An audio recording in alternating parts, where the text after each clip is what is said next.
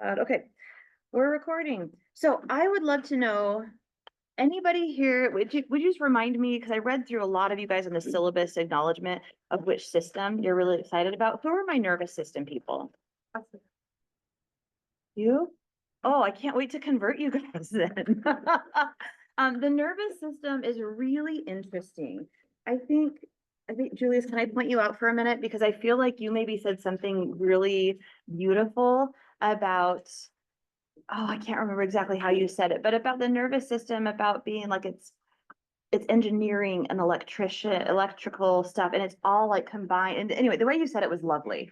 But really, if you think about like this building that we're in, and there's a structural component and like all kinds of like highways and byways and hallways to get through, which is kind of like our bodies, you know? But then we also have this electrical component, right? We have lights that turn on and we have switches that send the signal for that to come on. And I have even little remotes that will send these things to. Really complex, right? Our bodies, I maintain, are way more complex than this building that we're in, which is very new and technologically like updated, I guess I could say, but our bodies are really, really amazing. And they have all of this nervous electrical type system that's really fascinating. So one thing I want you guys to keep a pin in is that we're going to talk first about meningitis and encephalitis. And I hope I spelled these right. Catch me if I ever spell stuff wrong. Please, I know I'm a terrible speller. Spell check is my favorite. So catch me if I spell things wrong. The first two things we're going to go over are meningitis and encephalitis. And I think we've talked a little bit about them before in the program, maybe in peds, but I want you guys to think for a minute because we're going to stop after that and do a little bit of compare and contrast. So as we go through, I want you guys to maybe keep track of some of the things you think maybe are similar and some of the things you think are maybe a little bit different between those two. All right? Okay, so let's dive in. The first thing we're going to talk about is meningitis. I like this picture probably because it was colorful, but also it just really just shows you where are the meninges, right? So you have the bone, which is, oh, there it's working. So here's the bone, that's your skull, right? If you knock on your head, that's your skull.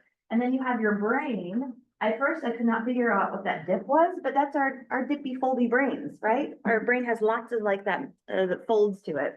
And then here in the middle, we have our meninges. And we're not going to go into all the different portions of it, but just know it's between your skull and where your brain is at. And so if we talk about meningitis, let's do some word building. So men or menin, right? That's talking about our meninges. What's that itis mean? Inflammation. Yeah, it's inflammation. It's inflammation of the meninges. So it can be caused by infection or inflammation of the brain and spinal cord. There can be purulent exudate that comes. So what's purulent? Yeah, like pussy. Yeah, nasty is a good descriptor. But when we're charting, we're probably going to say it's purulent. It's like pussy, yellow. Sometimes it's foul smelling. Oftentimes, it can cause this increased intracranial pressure, which we're going to talk about in a little bit. But if you think about back to this picture, if this is inflamed, if it's swollen, it might be pushing pressure down on the brain and causing some increased pressure. And it can maybe cause some cranial nerve issues, right? If you're causing some pressure, you're causing, just like this electricity that's going through here. If there's stuff that get into the wires or things surrounding it, and if it's pushing on it, it might cause disruption. So, quick question, which is more serious? If we're talking about meningitis, viral or bacterial? Okay, guys, and you can vote on the Minty as well, up to you. I think Kathy did a really good job of teaching you guys this before, because I think you look bored and like you know it. But yes, you're right. Bacterial definitely is the more serious of the two. Not saying that viral meningitis can't be serious, but typically we're going to see our more sick people with that bacterial meningitis. So signs and symptoms, right? Makes sense that you might have a headache. If you have irritation around your brain, we're probably going to have some pain. This petechiae, right? I bet you guys learned about that in peds, right? What is nuchal rigidity? You guys remember? Yeah, that stiffness around the neck. I'm telling you guys, anytime somebody comes in and they have a headache, they have a fever, stiff neck, they're going to be working them up for meningitis. That's one of the very first things that we're going to do. There's also the Kiernig and Brodzinski signs. I don't say that very well. Anybody remember what those are? Who wants to give a shout? Give a shot. The knee one. Knee. In the head. And then yeah, knee in the head. Yep. So here, so I always remember because K is knee, right? Knee begins with a K, and that's the Keurig sign. I don't say it very well. And that's where you have that pain that happens when you pull the knee up. And then the Brodzinski sign, that's pull the head, and then your legs kind of loop, come on up. So complications of meningitis, why are we worried about this? Well, anytime the brain is having some issues, we're always worried that for one, we might stimulate some seizures to happen. We might start some abnormal activity. We might damage some of the cranial nerves, right? Might cause some damage. And sometimes it can be permanent damage, right? It might be temporary, but it could be permanent as well. To be able to test for this, lumbar punctures are pretty common. Do you guys know or remember from the reading, what's a good, like, patient, how do we set the patient up as far as their positioning for a lumbar puncture? Right.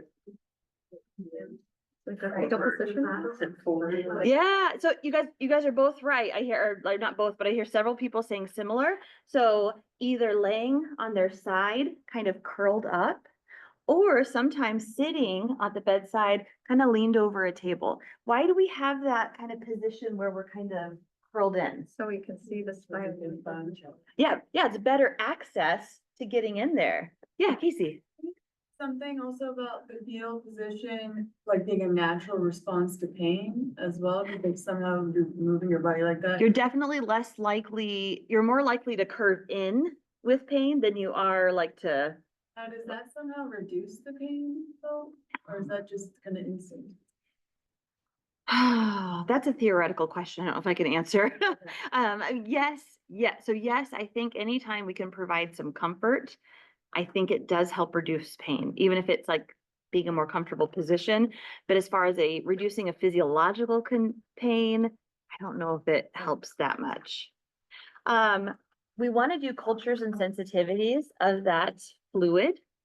But we're also probably going to send these people from some diagnostic imaging, right? CT scans are pretty common, right? We want to see if we can see anything happening in the brain, because as we go through all of these diseases that we're going to talk about today, you're going to notice there's a lot of big similarities. And there's some things that are going to show up on a CT scan and some things that aren't.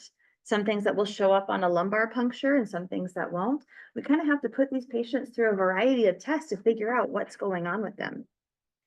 Okay, so here's NCLEX style question for you. How can the nurse best modify the environment for a patient admitted with nuchal rigidity and a positive Kiernig sign? So if we do a little bit of test taking strategy, we can kind of tell what we think might be happening with this patient.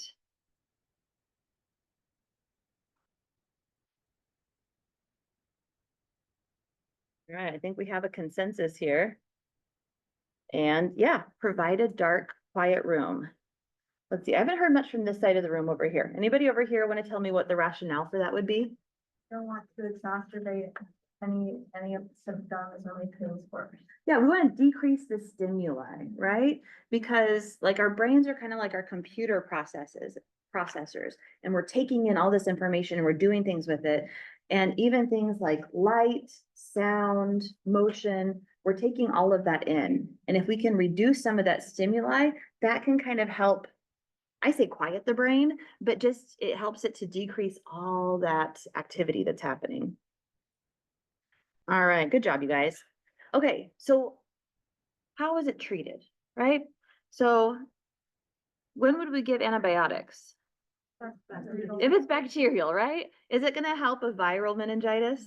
right? All right, so we got to know what it is. That's why that lumbar puncture pretty important, right?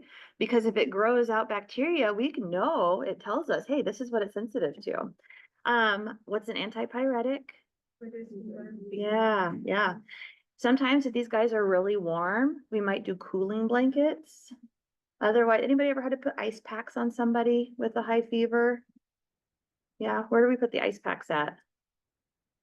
Forehead, Back of the neck. armpits, groin, back of the neck. When they get real hot, we want to cool them down pretty quick. And so we've kind of put ice packs kind of at those. And if you think about armpits and femoral area, what's going on through there? That's your big blood flow area. Right, there's big blood flow. There's big blood flow going to those limbs. So we're trying to help cool everything down. Just like that test question said, we want to give a dark, kind of quiet environment, help to decrease that stimuli. For analgesics, probably some codeine products, like an opiate. Why an opiate? Why is that pretty indicated? Their pain more severe.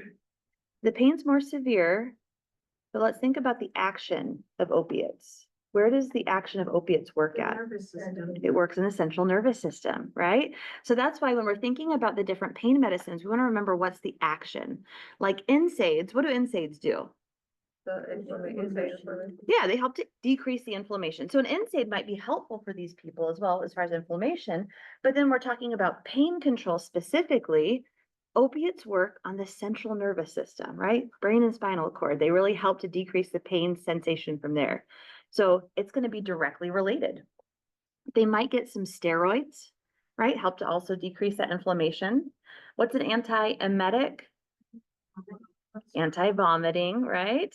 And then if it's bacterial, they're probably going to be on droplet isolation. What's a droplet isolation? Like what are the PPE we need for droplet? Mask and gown, yep. Okay. Is this the end of that? Okay, so now encephalitis. You guys know, I don't know. Kathy, have I told you my clapping? Yeah, I gotta keep my husband on track and now I just do it everywhere. Okay, so that's meningitis. Now remember, we're gonna compare and contrast encephalitis. So that's inflammation of the brain tissue. I don't have another picture, but that cutout that we saw, remember meningitis outside of the brain, the meninges, encephalitis is actually the brain itself. Now, you can have nerve damage, swelling or edema. You can even have necrosis. What's necrosis? You can have brain tissue death that can happen. This can also have increased, or ICP stands for increased cranial pressure, or pardon me, intracranial pressure. So let's look at some of the signs and symptoms. There's a lot that goes on here, but they all make sense. So anytime the brain's having issues, headache, that makes sense. A fever, because encephalitis, that itis tells us there's an inflammation there. It might be infection, right? Might have a fever with it. They might have nausea and vomiting. Again, that nuchal rigidity. Confusion, right? Anytime when that big processor is kind of having issues, right? Just like if you get a virus in your computer, it might start acting funny if you have a virus in your computer. If you get a virus or a bug or something that happens with your central computer in your brain, we might start acting funny and have issues. Decreased level of consciousness. That's a big one for anything neuro. We always look for a decreased level of consciousness. They might have seizures, photophobia. What's ataxia? It's unsteady gait. Yeah, they're not moving quite right. The signals aren't quite getting through to how we want them to. Tremors, coma, and death. No bueno, right? So what causes it? Usually viruses, and it can be a variety. What F.A. Davis, kind of mentioned West Nile, herpes, mono, but really it can be a variety of viruses that cause this. So complications, there can be acute and long-term complications. You can have cognitive disabilities, meaning people aren't able to think quite like they were, process like they were, personality changes. They might have ongoing seizure activity that doesn't go away, or maybe they never had seizures, and then now they will have seizures after this encephalitis, even after it's resolved. Motor deficits or blindness. Before I get to whoop. I want to tell you a story about my friend. My friend Elise is a nurse practitioner and she has a son named Justice. And he was trying to think, so I was at his birthday party when he turned 4 or 5, and it was the cutest little Teenage Mutant Ninja Turtle birthday party. And they all went around with their like Ninja Turtle masks and fake like nunchucks and things. About a week later, she was at work, working as a nurse, and she got a call from her husband saying something's wrong. And she came home and he had a really high fever, wasn't feeling good. He started having seizures and then he stopped breathing and his heart stopped beating. And so they called 911, they rushed him to the hospital. He had acute encephalitis. And they don't ever really know exactly what caused it, what was the maybe entry point into his body. And from that, Justice spent, well, I can't remember how many months in the hospital. A lot of the treatments and surgeries that we're going to talk about today, he went through. Right now, I think he's 14 now. But he went from being an incredibly intelligent, bright, happy boy to now he is not able to talk. He's not able to eat on his own. He can walk with some assistance. He can't toilet or use the bathroom on his own. People kind of have to help him with that. And he has seizures often. And we're going to talk about, he has absent seizures, and we'll talk about those a little bit more. So this isn't to say that everybody with encephalitis has such a severe story, but please know it can be very serious. You can have these long-term effects that happen afterwards. Every once in a while, I'll have videos of Justice that come up like on my Facebook memories or something. And it's just such a stark difference, you know, between before and then what happened when his brain was injured in that way. So anyway, just to give you a little picture of what that is, you can remember Justice. So how to diagnose the encephalitis? Well, pretty similar to what we were just talking about, except for they also might do an EEG. Has anybody got to see an EEG at clinicals or anywhere else? Not so much. That's where they take, essentially, they look at the electrical signaling of the brain and they'll hook up, you know how we learned how to do 12-lead EKGs for the heart? It's kind of like that, but we're looking at the signaling of the brain. And instead of 12 leads, it's like, I don't remember, a lot more. And they stick them all over your head and everywhere. Yeah, they pretty much wrap your head with all these little signals. And then they look to see about they look to see what signaling is going on in the brain. And they do that because we should all have signals.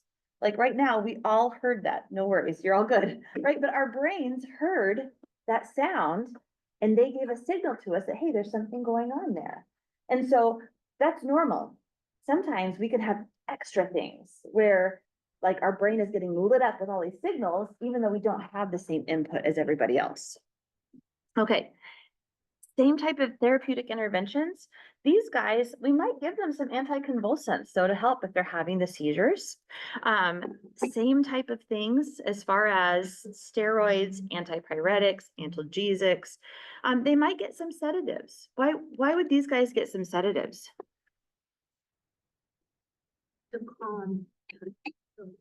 Right?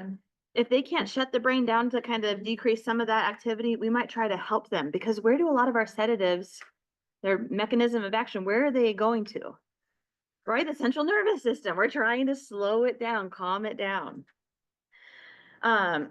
So now that we've kind of looked over meningitis and encephalitis, I want you to turn to your neighbors, turn to your group, and just compare and contrast. What are some of the similarities that you saw with meningitis?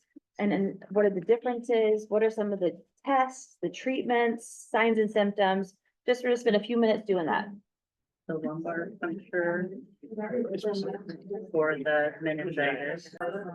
Okay, so hopefully you guys were able to identify a lot of things that are very similar, but there are some things that are different as well, right? I haven't heard much from the back of the room. Back of the room, what are some of the things that are different between the two?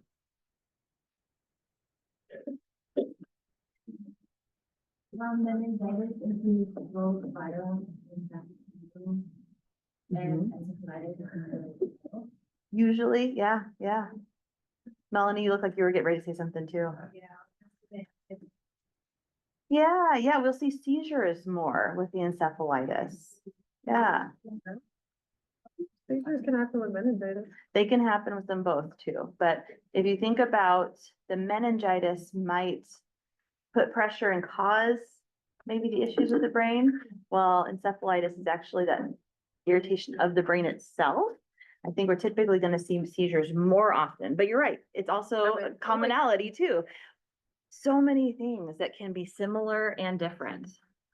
All right, so let's move on. At I didn't write down my step by step. Today's going to be like a surprise of one. It's going to be full of wonder and surprise. Okay, so we talked a little bit about increased intracranial pressure. And like the slide before, sometimes intracranial pressure, you'll see it shortened to ICP. Am I saying that right? ICP? Yeah. Isn't that Insane Clown Posse as Yes. well? I was gonna say that's I thought I also. was the only one that thought that. So it could also be a band. A lot of medical terminology can be from other things too. So increased intracranial pressure. So you got another little picture here, and the increase from the pressure can be from anything, right? Like we talked about, it could be the meninges, right? Where they're kind of getting swollen and pushing down on things. It could be the brain itself with the encephalitis, maybe that the brain is having swelling. It could be if you have blood, right? If you have blood or extra blood that's backing up in the brain and kind of filling up more, that's going to cause more pressure. It could be cerebral spinal fluid, right? That could be filling up and kind of causing more pressure. So lots of things and anything that's causing more pressure in the brain. So brain trauma. So something usually from the outside, a brain tumor, right? An abnormal growth inside of there. You could have a hemorrhage, right? So we talk about people that have a hemorrhagic stroke, and we're going to talk more about strokes next week. But if you have bleeding in the brain, that bleeding, is pushing on the brain, causing those issues. So when you talk about signs and symptoms of the increased intracranial pressure, I've heard a lot of people say that on the NCLEX, they see this as a question about when you have increased intracranial pressure, you have change in level of consciousness. Like that's one of their big things. And a lot of times it can show as restlessness or irritability. And so if you think about that, that's just the brain, the processor, showing that something is interrupting the signal, giving a problem. Now, depending on where the brain is being pushed on, sometimes you'll see hyperventilation. You might see some pupil changes. And then your book also talked about Cushing's triad, which I should have asked you guys, but I already put it on here, so we'll just go over it. So Cushing's triad is when you have these three things together, kind of points to letting us know that there's some increased intracranial pressure happening. So bradycardia, slower respirations, and then you have arterial hypertension, meaning that your systolic pressure is going up while the diastolic kind of remains the same, right? Because usually if somebody's having high blood pressure, both of those numbers go up together. With arterial hypertension, that diastolic number stays the same while that top number keeps going up. That's an indicator it might be part with Cushing's triad, that it might be the high intracranial pressure. So sometimes with these people, and honestly, as LPNs, you're probably not going to be taking care of a lot of them. If you work in an ICU setting like paired with an RN, you might see some of this, but typically it's going to be the RN who's going to be doing a lot of the monitoring and fiddling with these types of things. But you need to know that sometimes they might be putting a drain in, right? Especially if there's buildup of that cerebral spinal fluid that's causing a lot of that pressure. They might have to put some drains in to drain off some of that pressure. They sometimes will even put monitors in that will be monitoring directly that pressure that's inside of the brain.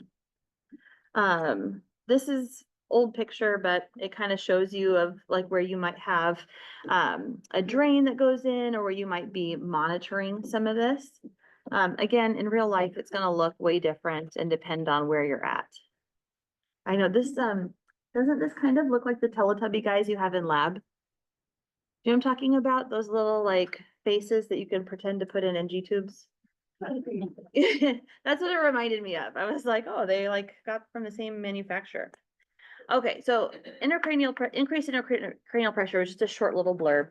We're gonna go into headaches, which I was kind of surprised that F.A. Davis didn't go into headaches more, because I think as nurses, it's a really common issue that patients have, and you're probably gonna run into it regardless if you work in a clinic, in adults, in peds, like wherever you go, people are gonna have headaches. So let's talk a little bit about them. There's 4 types that F.A. Davis kind of wants you to make sure you know. So migraines, those are kind of your acute, larger headaches, can often be triggered by certain things. Actually, does it go into this more? Yeah, they don't really go into it a whole lot. Often with headaches or with migraines, what can happen before the migraine starts? Photophobia. There might be photophobia as part of it, but there's something that's called an aura that can happen at times before a migraine. I didn't actually ask her, but Amanda, can you share about your auras that you have before your migraines? Widens my eye, like there's nothing that's floating in front of it. It's kind of like the light has different colors. Sometimes it looks like it's sleepy. It's like all yellow, but like it's like floating in my eye and like block my vision. Mm-hmm. And so that is Amanda's cue to know that she has a migraine coming. And so, so auras are different for different people, but a lot of times patients are able to say, oh, this thing happens, or I feel this, I hear this, I smell this, and then I have a migraine. So that's pretty typical of migraines and less common with other types of headaches. Not everybody has an aura, but that's kind of what you might see there. Excuse me. Tension headaches. Tension headaches are what you probably all have right now. And those are like the regular run-of-the-mill headaches. A lot of times they call them tension headaches because they say it feels like you have a band around your head that's just kind of squeezing. And a lot of times that's stress. I'm sure you guys don't know anything about stress right now, starting up the last term of nursing school. And then we also have cluster headaches, and those are usually unilateral or like just one side of the head. A lot of times they're focused on the eye, especially like the pain is kind of a stabbing in the eye. Patients often will say they wake them up in the middle of the night, or they happen very suddenly, and they can come in like a few at a time, or sometimes they'll be like years in between on cluster headaches. And then there's other primary headaches. Let's get into this to see. So, we're not going to go into other primary headaches. So those are called primary headaches. So it's pain that's happening kind of from just irritation or sensory input to the brain. Secondary headaches, you can have like what we talked about earlier with encephalitis or meningitis. You might have a headache, but it's from the infection or from trauma. It's something like in physiological that's happening, not neurological. So do you guys remember the what's up pain mnemonic that you learned, I think in foundations? So let's kind of, MedSurg. was it MedSurg? Okay. So let's go through it together really quick, because if you have somebody that has headaches, this is a great tool to use. I mean, for anybody with pain, but thinking about a headache, we would say, where is the pain? That's the W. H, how does it feel? Because that might tell us, if it's a tension headache, if they're like, I feel like my head's being squeezed, it's probably a tension headache. If they're like, I feel like this pain right here in my certain spot, and I have a lot of like the light really hurts my eyes, that might be more of a migraine. Or nausea is usually more associated with migraines. Aggravating or alleviating factors, right? Timing, when does it occur? How long does it last? And then S, severity, right? What do we use how do we rate severity? Yeah, 1 to 10. Yeah, 1 to 10, right? Other useful data. Anything else you can think of that might help me understand this, right? Because sometimes patients will say, every time I eat this food, I get this headache. right? That's really useful. That lets us know that that's probably a trigger for their headaches. And then their perception of the headache. You know, sometimes how people can perceive that their headaches, it can be so helpful for understanding what kind of headache or how to treat it. So we really want to encourage patients, especially if they have chronic headaches, to keep a diary. When did the headaches start? What time of day? Did anything happen before that? Right? Was there a trigger? Was it, loud music or certain smells or something that happened? And then we want to teach about stress reduction and relaxation. There's a lot of studies that have shown, especially for those tension headaches and even migraines, that gentle stretching, exercise, finding ways to help deal with stress in a healthy way can really help reduce those headaches. And then they might also be put on some medication as well. Mm, excuse me. Okay, before we go to headaches, I want you guys to, in your groups, go ahead and think about anything, or before we go to seizures, sorry. So we're up to meningitis, encephalitis, and headaches. So thinking about, and headaches can be migraines, cluster headaches, tension headaches, whatever it is. I want each of you guys, your groups, to think about one of those abnormalities. Doesn't matter which one. And I want you to think, what's a good nursing diagnosis that might be associated with that? And then I want you to think of some nursing interventions for those. So it could be assessments, it could be like some actions that you do, maybe even medications. So go ahead, let's spend about 5 minutes or so, nursing diagnoses, some interventions. And that's it. Recording, and let's watch video.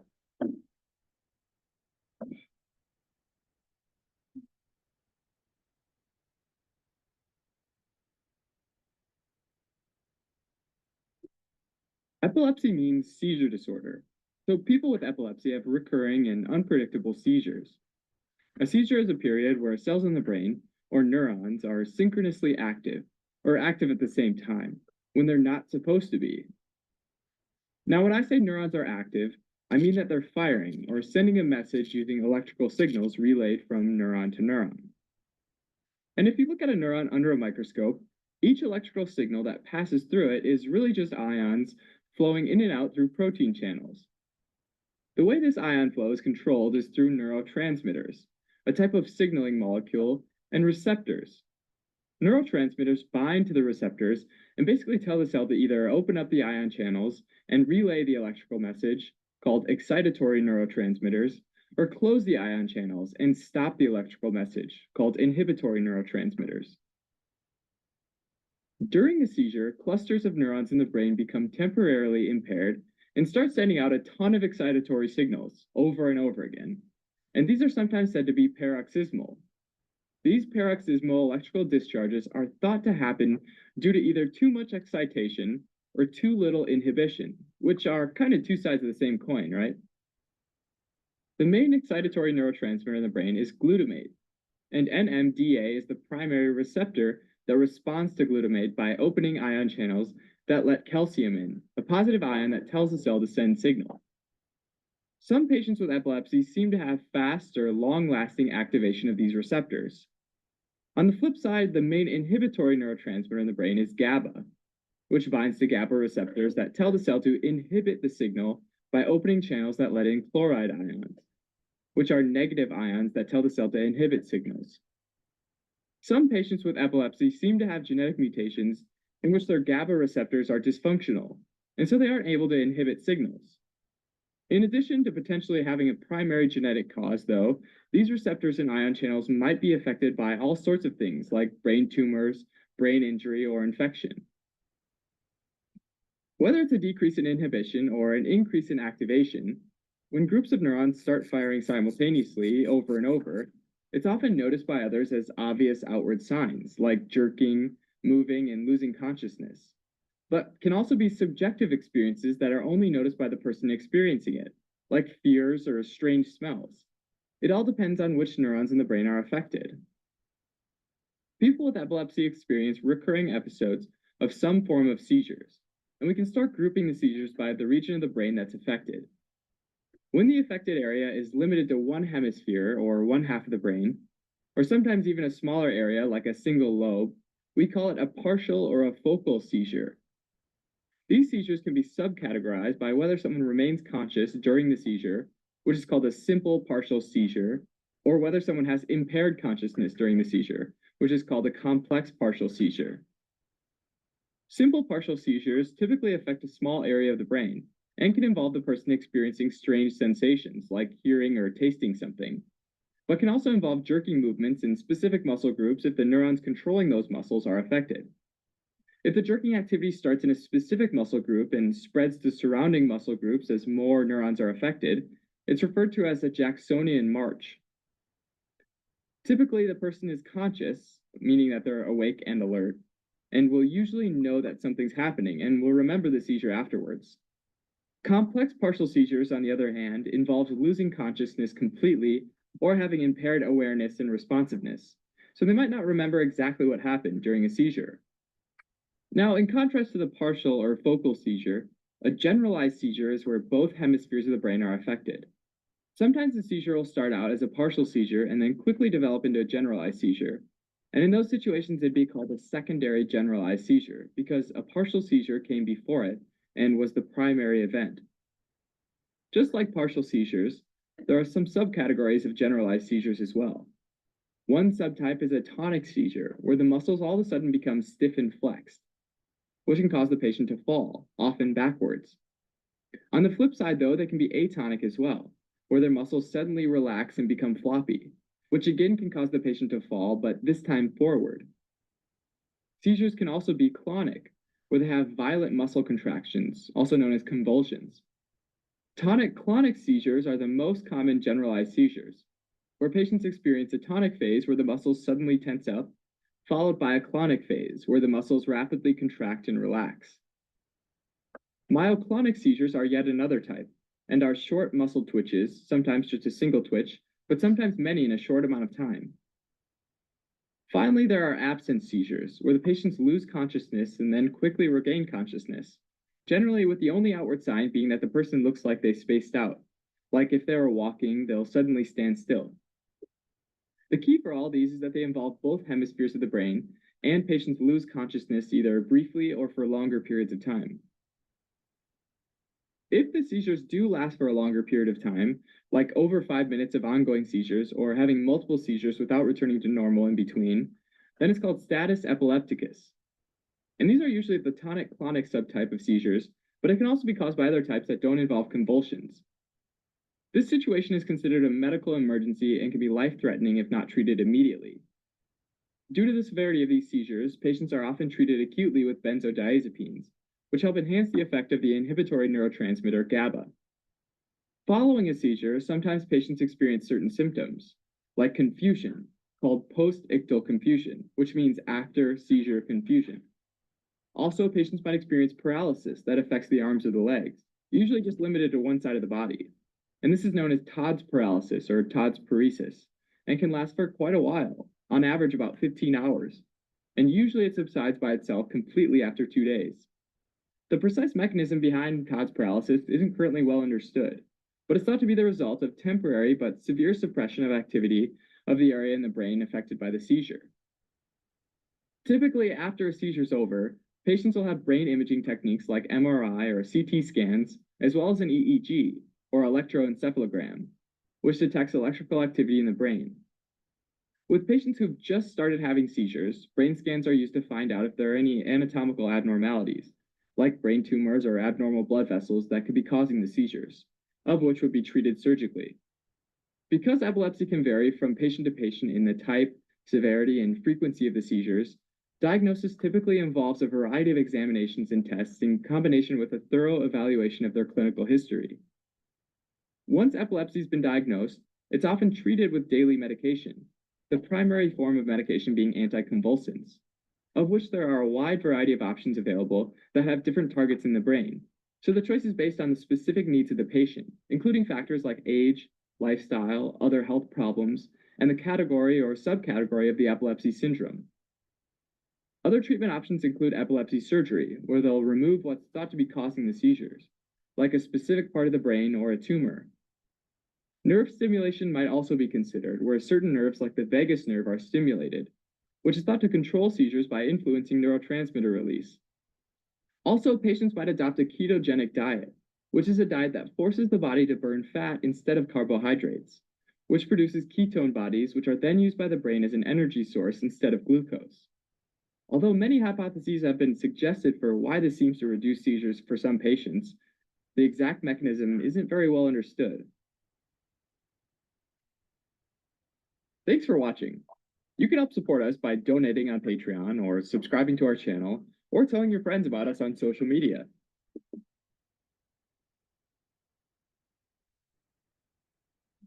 Okay, I've linked that.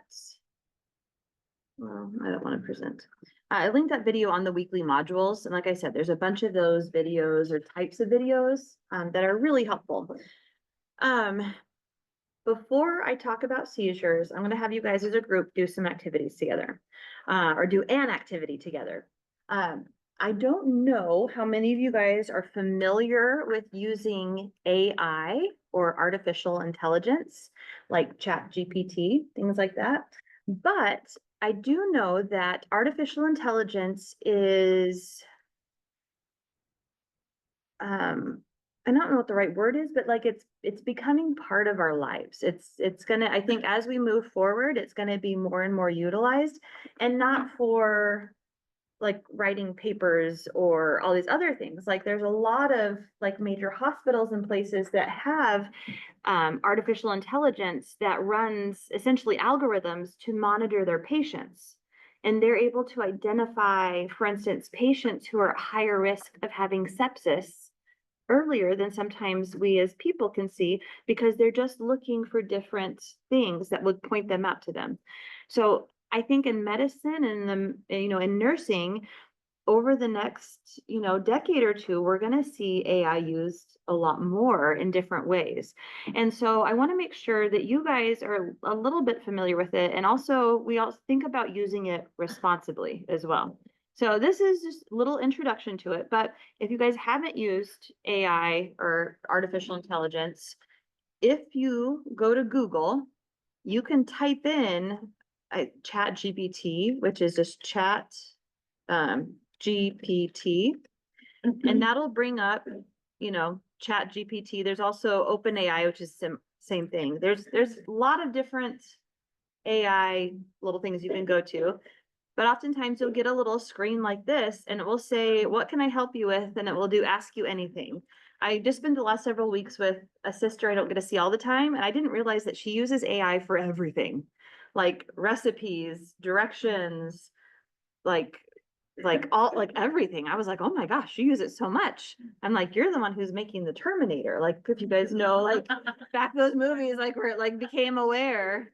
But you can say, what can I help you with? And so I've had students who have said, create a study guide for F.A. Davis MedSurg chapter so-and-so, and it actually will help create a study guide. The thing is, there's not a great way of fact checking it unless you do that work.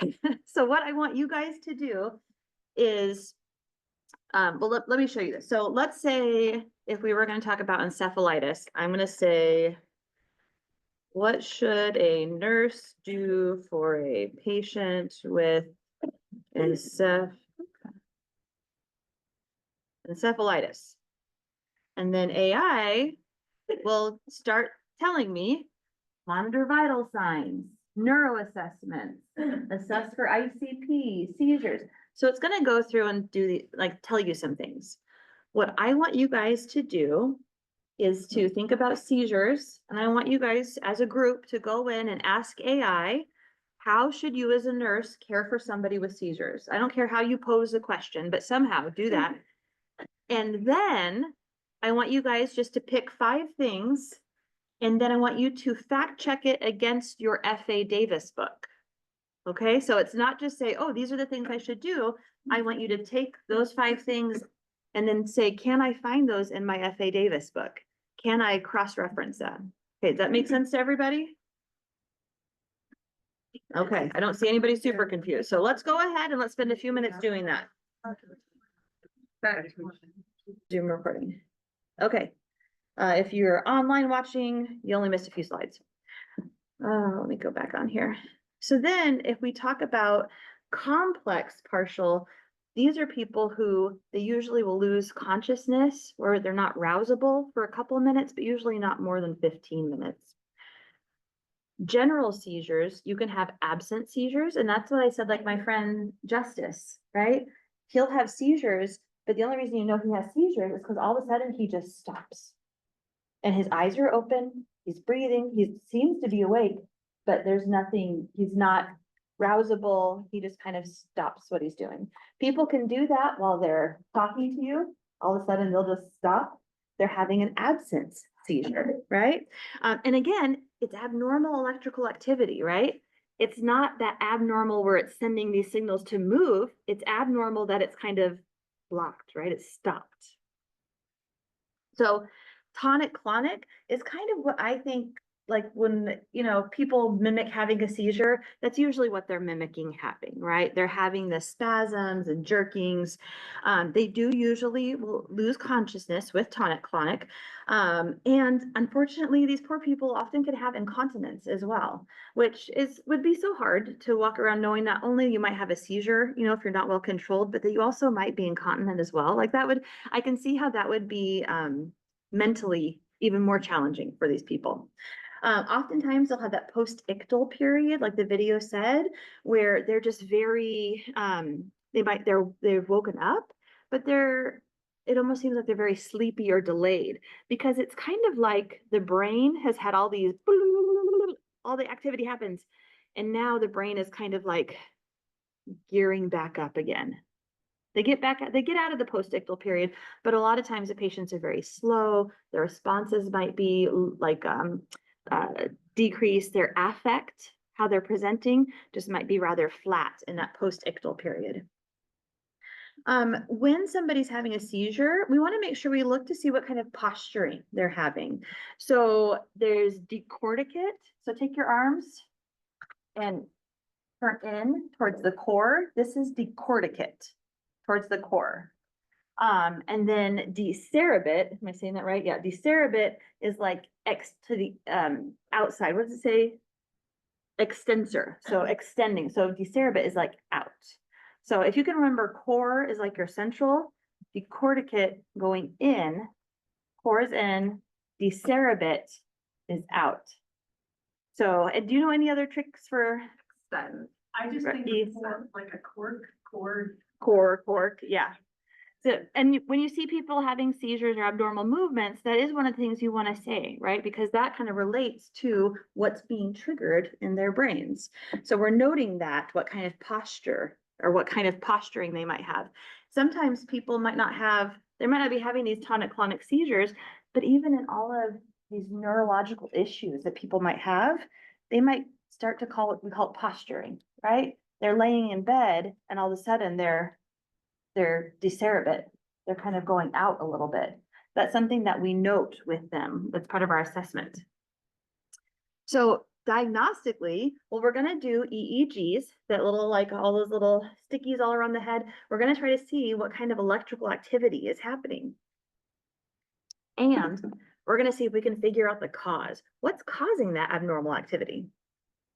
We're going to correct the cause if we can, right? So like I said, if there's a tumor that's pressing in causing that, well, they're probably going to try to treat that tumor. We're going to talk about brain tumors in a little bit.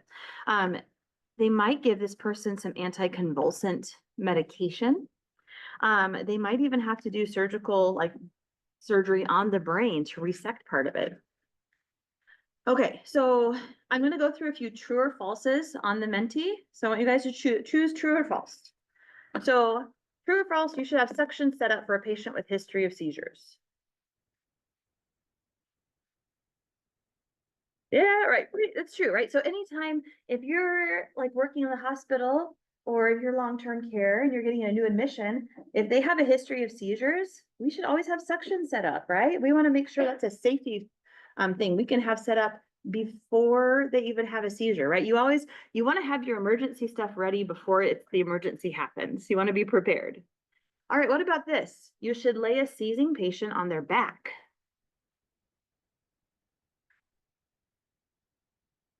Yeah, how should we what position should we put a seizing patient in? Sideline, Sideline, right? Yeah, why do we put them on their side? so they don't choke on their food. Right, if they start vomiting or if they have secretions, we want to facilitate that coming out. You should place something in a seizing patient's mouth to keep them from biting their tongue. Who's seen this in a movie or people that have said this? Yes, right? Yes, all the time. I'm like, get away from their mouth. Don't do that. True or false? You should not restrain a seizing patient. I know that one's kind of worded a little funny, but it's true, right? We don't want to restrain them, right? Because they don't have control over their movements. They're not trying to, and what we're probably going to do is end up hurting them or hurting ourselves if we try to restrain them. True or false? You should closely record the length of time a seizure occurs. Yeah, you probably will forget your first time you see a seizure, but hopefully after that, that's one of the first things you do when somebody starts having a seizure is you want to mark the exact time it starts. Because like the video and other things we're saying, that length of time really informs us with how we treat it. You know, a lot of seizures can resolve on their own in a short period of time. If they're continuing on, we're probably going to start giving them some medication. What's a really common medication we might give somebody?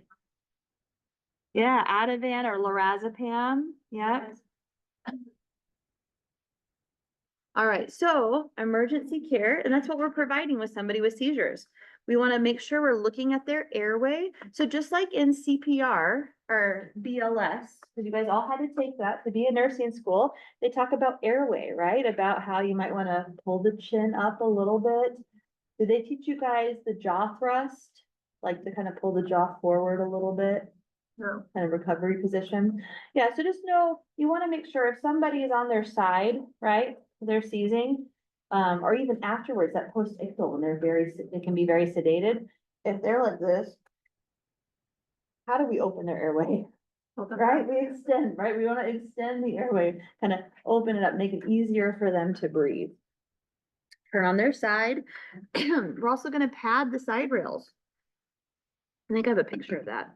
And then we want to observe and document. Where is it at? Oh, I think I have it somewhere else, or maybe it didn't upload. But you do want to put padding on side rails for patients with a history of seizures. That's pretty standard. Anybody have to put pads on side rails before? Yeah. You know, most places, most facilities will have pre-made pads that will slip over the bed rails. Why are we padding those bed rails?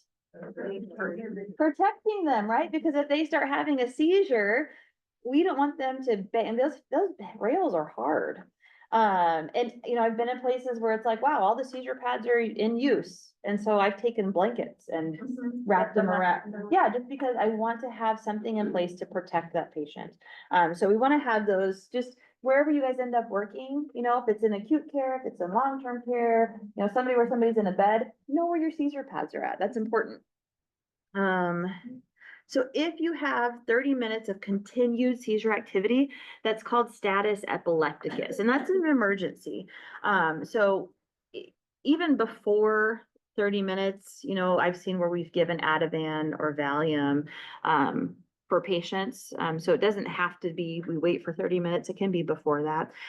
But status epilepticus is when you're continually seizing for 30 minutes. And that's a long time for the brain to be doing that abnormal activity.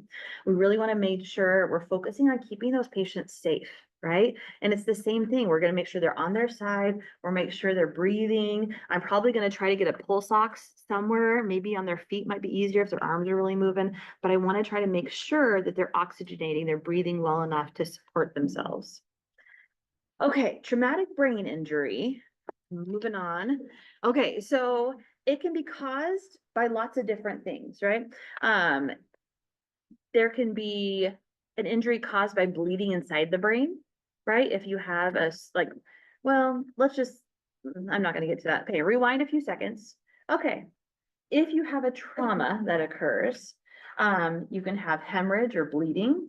You can have contusions or concussions, and we're going to go into those in a minute. You can even have lacerations of the brain, right? It can cause all kinds of problems. Eventually death. What's the most common cause of brain injuries? Falls, assaults, sports injuries, or motor vehicle crashes?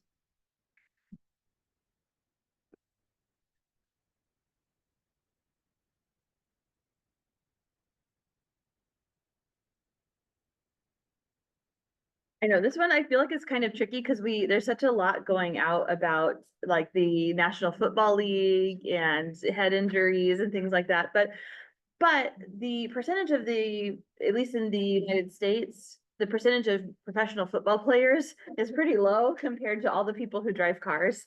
And so it really is, it's motor vehicle accidents. And I don't have the data on it, but my guess would be a lot of this is also from people who don't wear their seatbelts. They're unrestrained drivers. And that's why a lot of our safety prevention, our health promotion things, if you go to doctor's appointments and they do their like just annual well check with you, a lot of times they're going to ask you, do you smoke? Do you drink? And do you wear your seatbelt? Those are just general things that they can kind of get a gauge on. Where's your health at? So we know if you smoke, that's going to cause a lot of issues. Now, if you drink, if you have a glass of wine every great once in a while with dinner, that's not a problem. But we want to make sure we're identifying if there is a problem. And then if you don't wear your seatbelt, well, that is a problem. You're really putting yourself at risk there. Okay, moving on. Okay, we just talked about that. So kind of some of the types. So concussion and contusion, sometimes that can be a little bit confusing for people. Concussion is just like a general, like your brain gets a little rattled. A contusion is when there's an actual like bruising. Thank you. I was looking for that word, like bruising to the brain. So I kind of see as like a concussion is like the first level, and then you could also have a contusion or like that bruising of the brain. You can even have a hematoma that develops, which what is a hematoma? Blood buildup. Yeah, just like a bruise, right? Blood's built up. You can have hematoma of your arm or leg or anywhere, but you can have a hematoma of your brain. A up here shows a subdural, which is underneath. So we have this dura matter, and see how it's underneath the dura? That's underneath. And then you have a epidural hematoma, which is between the epidural and then the outer layer here. Kind of makes sense. So sometimes you'll hear like they have a hematoma of their brain, and is it subdural or epidural? It's about where it's at in the brain.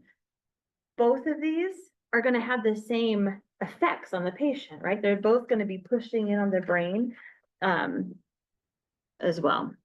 So how to tell if somebody has a traumatic brain injury? Well, if somebody got in a car wreck and their head's cracked in, yeah, that's going to be able to tell. We're going to be able to tell, but we're going to be doing some scans for them. I was at my son's basketball game when he was like a little bitty ball player, and there was a grandma walking by and she tripped and fell and somehow spun, but then hit the back of her head like on a bleachers, yeah, something like that. And I was like, ooh, and so I went over because when a nurse, you're always on duty. And so I went over and I'm checking her, and the back of her head is like spongy feeling. And I was like, oh.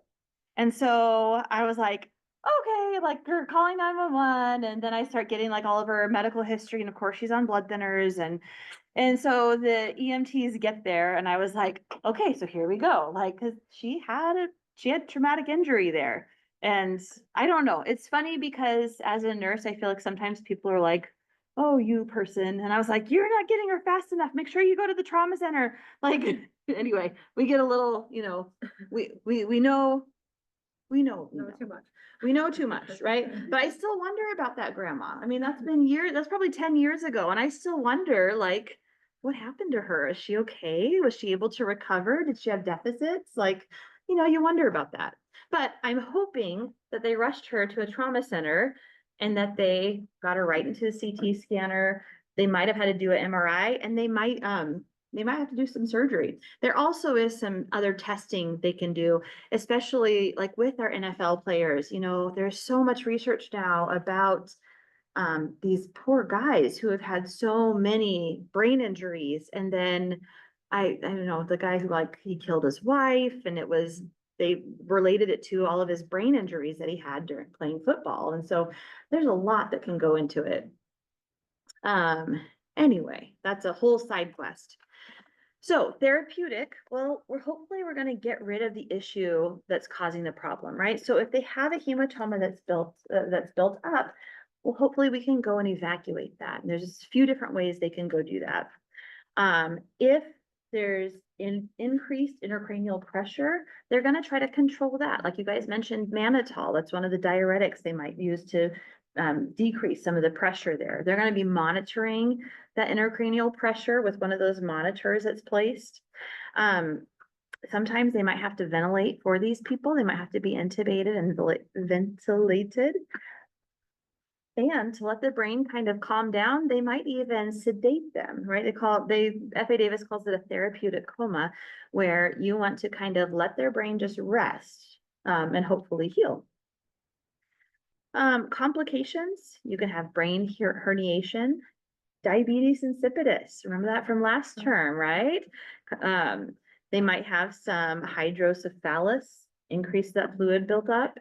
Their vital signs might be all over the place. It might be labile. They can have some PTSD from this, and they might have cognitive and personality changes, like we talked about with these football players. This is just a picture I found on the web about brain herniation.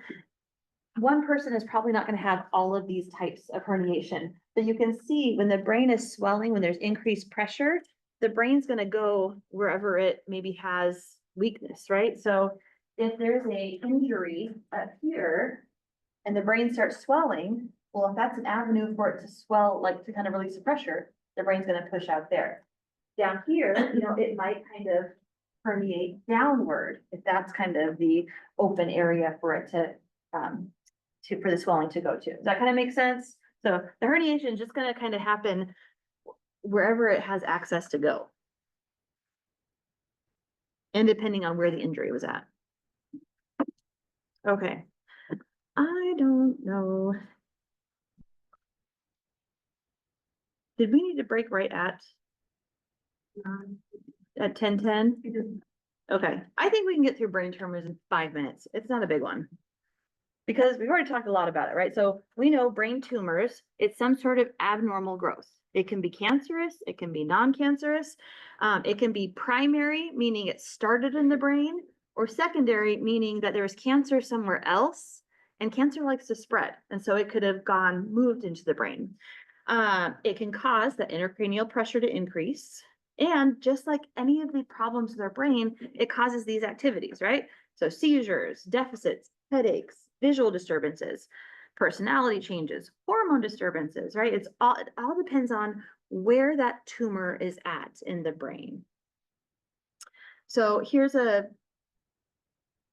X-ray, maybe a CT, I'm not quite sure. But you can see here's this tumor that's up here on the top of the brain. They're probably going to do all kinds of things to diagnose this. You know, they're going to do some radio imaging like CT, MRI. They might do an angiogram where they go in. You guys remember, what is the angiogram? What does the gram mean? Record a picture, but it's with that contrast, the contrast, right? Remember with kidneys, where that's the gram always means they're putting the IV contrast. So the angiogram is they're putting contrast to look at the blood vessels. So they're also going to do that in the brain to see if they can see anything happen there. They're going to check hormone levels, right? Because if that tumor is pressing in on the pituitary or depending on the brain where it's pushing at, we might see some hormone imbalances from that. What are we going to do about it? Well, they might have to go and have surgery and remove it. There might be radiation to try to shrink that tumor. Same thing with chemotherapy. The chemotherapy might be used to shrink the tumor.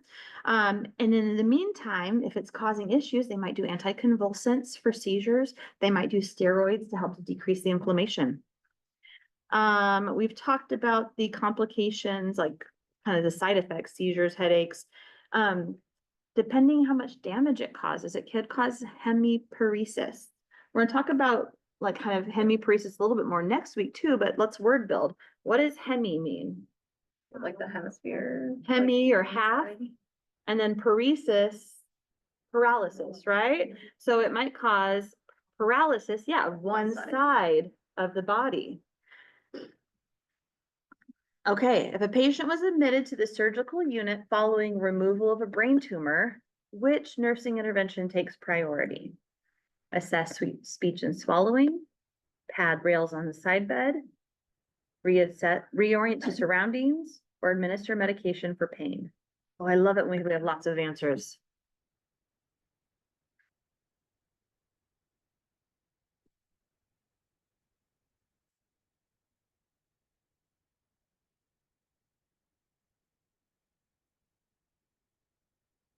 Oh, I love it when we have one answer at least on everyone. It means there's lots of opportunity for learning, right?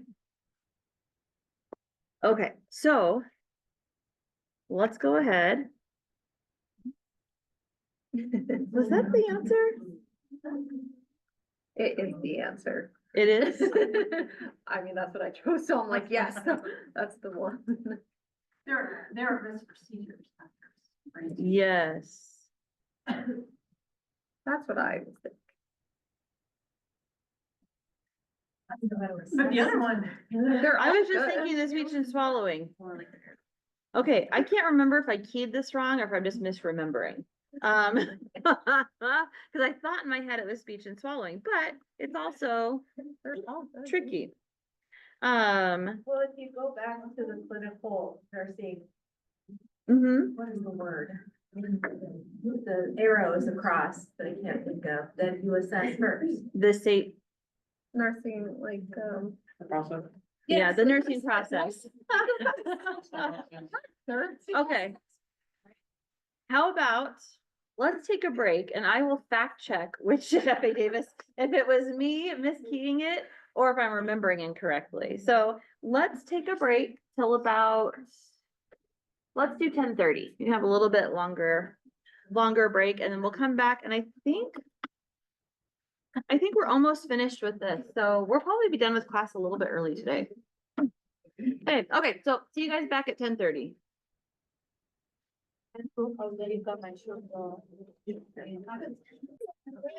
All right, I know we were all waiting so curiously to know which is the correct answer, and it was pad side rails.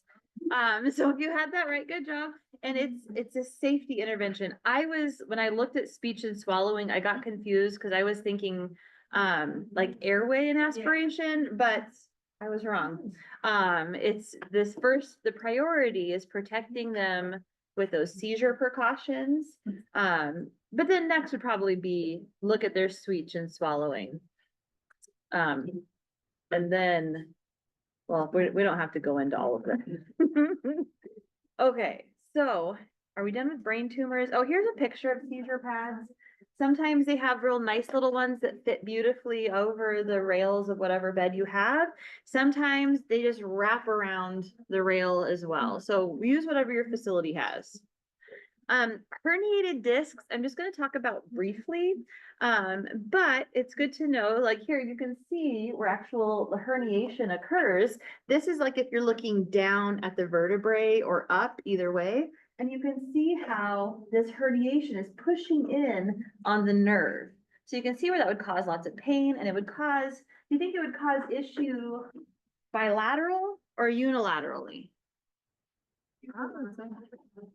Unilaterally, right? Because it's pinching in this nerve here, this side. This other side really isn't involved. So it's usually more unilateral when the side effects that we see. The cervical and lumbar herniations are what we're going to see more commonly. Usually it's caused from some sort of injury that happens, especially if there's like repetitive motions.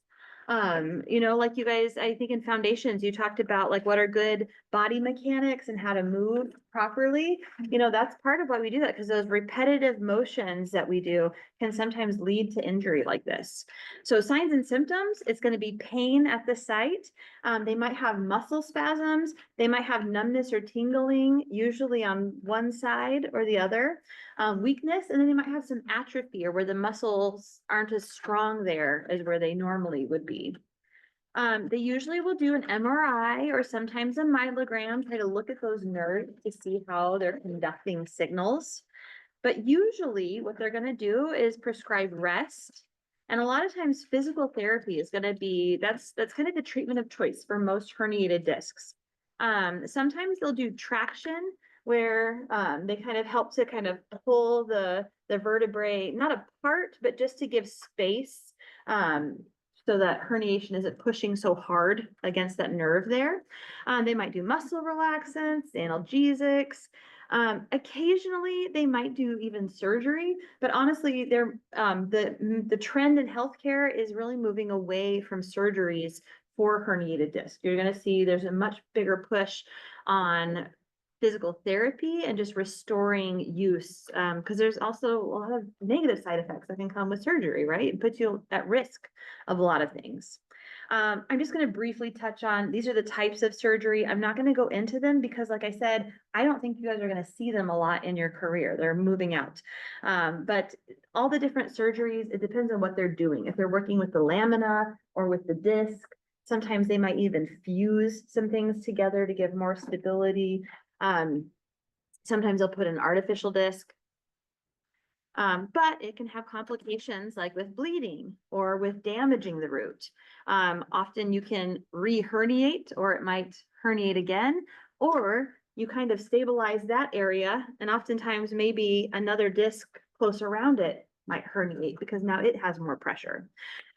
So like I said, physical therapy and just strengthening all of your muscles and your spine or around your spine are going to be a much better, safer bet for most people.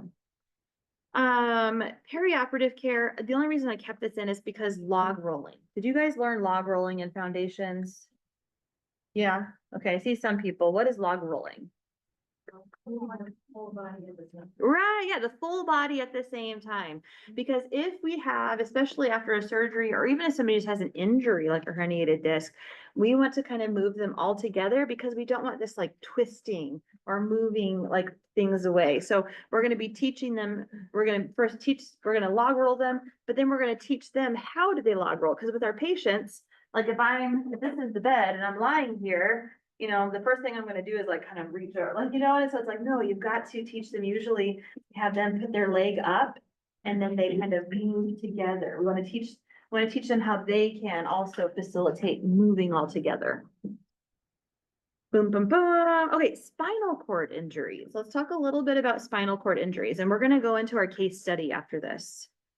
So with spinal cord injuries, it's damage to those nerve fibers, and it interferes with communication from the brain to the rest of the body. So we've talked a lot about issues with the brain, that central processor, and then we have kind of the main highway of information that travels down the spine, and then it has those fibers, the nerve fibers that kind of shoot off from the spine, and they're like the subhighways. So anytime that there's a interruption, it's going to cause issues.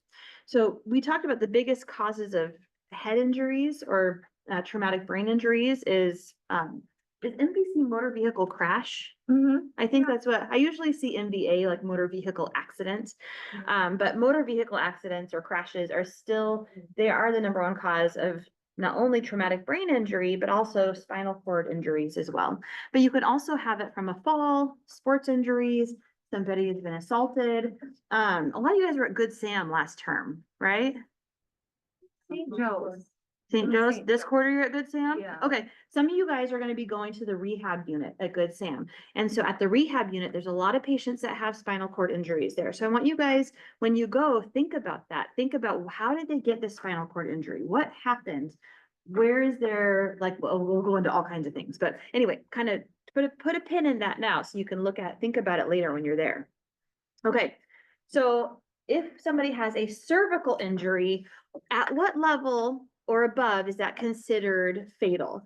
So you have C1 through C8, And somewhere in there, it's pretty much, and when I say above, it's up this way.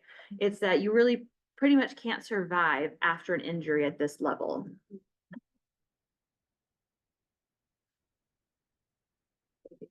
But it's really rare. I know, it's kind of like, oh, what is that? All right, so the correct answer is C3. Typically, people are not able to survive after a C3 injury. And Kathy, with trauma, maybe you know more. Have you seen many C3 survivors? No, C4, they lose their diaphragmatic vibration and then they don't breathe, so unless you can breathe. Can I tell a story? Oh, yes, please. So there was a high-speed accident that happened. It was a family, the 3-year-old and a 4-year-old, and they were put in booster seats. And in this, they weren't harnessed properly. And so the dad was drunk and he hit a barrier, so high speed. So of course, in a crash like that, they lean forward. When that happens, they can have thoracic spinal cord injuries from that flexion card. Well, the 4-year-old was obviously injured. He was hypotensive. He had abdominal injuries. And they noticed that he wasn't moving his lower extremities. So they knew that he was bad, but they put him and his 3-year-old brother in the same room. The problem with that was his brother didn't have obvious injuries. And so after they took care of the bigger brother, they went to the 3-year-old, because they put the bigger brother in surgery. They went to the 3-year-old and they wanted him to stand up. And he had said, he had tried to say the 3-year-old man can't stand it, but the provider tried to make him stand. And he ended up having thoracic spinal cord injury that ended up, it's severed is that cord injury became permanent. Because, so it's always about mechanism, and you're always going to make sure, because if it's just a plain spinal cord injury, it doesn't show itself. It's never like, it doesn't always flag as I'm a cord injury. And so, but it was pretty profound how this all happened, because the one brother, he was taken care of right away, but this other brother, we did not give him any favors, because he did that one thing and then he went up to the floor and we still didn't recognize that he was that profoundly injured. They hadn't done an MRI because there wasn't really medications at that point. But then quickly they thought the swelling, once the swelling went down, he would have had. So both of these boys now are on therapy. And so it was kind of one of those very dramatic things where you just make sure that when you're manipulating, they didn't log roll them properly upstairs, and that was part of the issue as well. And so always think about like mechanism and just make sure that you're really assessing and looking at somebody that because he had symptoms. We just weren't paying attention to those symptoms. And so it was a great spinal cord. It's a great lesson, I think, for not a good one for them, but quite an eye opener for them. Yeah. Oh, thank you. So C3 or above, patients aren't going to live through that. So just know you're not going to see. I've never heard of a C3 injury patient that's survived. So when you have these different injuries, and like Kathy was saying, depending on that level of where it's at, you're going to see different injuries. So if you have a cervical injury, which I think, do I have this picture? I don't know if you guys can see it. The book has this picture and I really like it. And because it goes through each of the vertebrae and it kind of tells you maybe the level of their, what they might still be able to, like functional, what will still be functioning versus not. like here at between T3, T4, they are probably gonna be paraplegic, but they might have a little bit of trunk movement, like meaning their upper body might move a little bit, but their legs are gonna be paralyzed. And so I really encourage you guys to look at this a little bit more like in your book in depth, especially when you go to St. Joe's, because you're gonna see a lot of patients that have spinal cord injuries there at the rehab unit. And so you're gonna see some patients who maybe have like cervical injuries that are not going to have any movement or much voluntary movement, or patients, if they do have like thoracic or lumbar injuries, they're going to have their upper body might be pretty functional. So it's just important to know.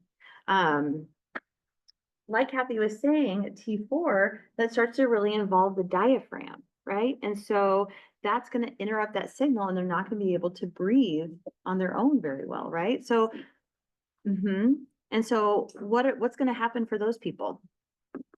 They need to be on a vent. Yeah, they're often ventilated long-term, because they're not able to breathe on their own. Depending on the level, they might lose their bowel or bladder control. And so we've got to look at that to say, do they need catheters or ostomies, or like a urostomy? A lot of times these people will be on bowel regimens to try to help, keep bowel function. There is, okay, we'll get to that. So with the spinal cord injury, like Kathy was saying, we really need to do some diagnostic tests, because our assessments, sometimes we can miss things, and sometimes we might not see, even if a scan of some sort comes back and it looks normal, if that's not matching what you're seeing with your patients, be an advocate for them, especially like with kids. They might not be able to communicate very well, or are elderly. If they're confused or have some sort of dementia, right, they're not going to be able to tell us fully, what's going on. And so we always want to match up our assessments to what we're seeing as well. So it's going to be, our emergency management of this, is going to be first respiratory, but we don't want to forget about the GI and genitourinary portions as well, because what might happen with these people, well, I think put a pin in that. We're going to get to that. I don't know why they kind of put this together with it. Immobilization. It's going to be really proper or really important to immobilize. Like I love that story, Kathy, with how, we probably as a medical field contributed to that 3-year-old's injury by not log rolling him properly. Because if there's an injury there, we want to stabilize as much as possible. And if we're moving people in a way that's not safe for them, that's going to add to that injury. And so we're going to be really, really safe with those people. As far as when we move them, they might have to have some C-collars, to stabilize the neck if it's a cervical injury. They might have other types of structural things to help keep them more stabilized. Here is this nice little, they call this a halo brace, because you see he's got that little halo around there, and that's just to really help him keep everything nice and secure. But you can have, like you said, you can see here, he's got like this cast on. There's all kinds of things and devices people will have to help keep them secure, keep that injury from becoming worse. If somebody, let's say you're taking care of a patient with a cervical spine injury who suddenly exhibits a spike in blood pressure, what's going to be our priority assessment for them?